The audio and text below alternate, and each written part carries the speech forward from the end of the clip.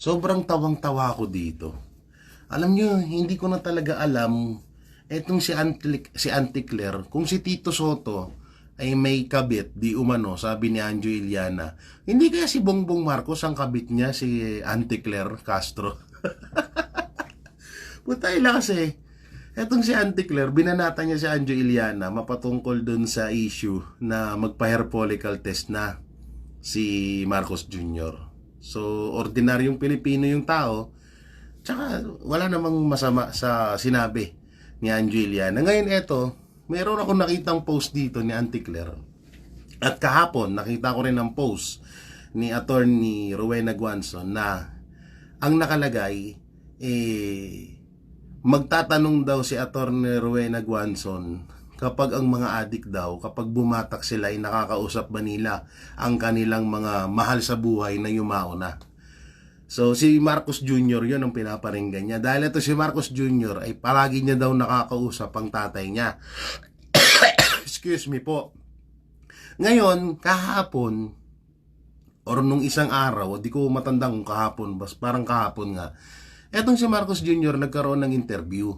Sinabi niya na bakit hindi daw gumagawa or parang wala na daw sa schedule ang bagyo pag lumalapag daw sa bansang Pilipinas.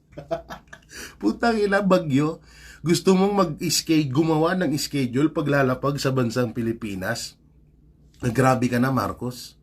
Oo, ang tindi na ng ang tindi na ng utak mo. Mas matalino ka pa kay Einstein. Tinalo mo si Einstein sa katalinoan. Biruhin mo yung tubig iipunin para sa tagtuyot. Yung bagyo kailangan magkaroon ng schedule pag lumapag sa Pilipinas. Tapos, yung tatay mo na matagal nang patay, nakakausap mo pa gabi-gabi. Hindi kayo nagkakalayo ni Auntie Claire. Basahin natin to. Kalamidad, sinisisi sa pagdami ng Pilipinong nagugutom.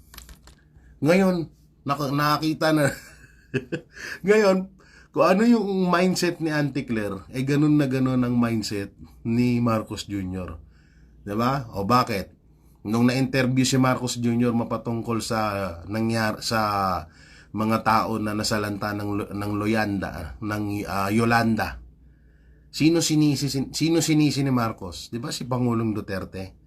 At palaging ginagawa ni Marcos Jr. na manisi sa mga Duterte, na isisi yung mga problema sa mga Duterte. Etong si Auntie Claire, sinisi ang kalamidad kaya gutom daw ang taong bayan.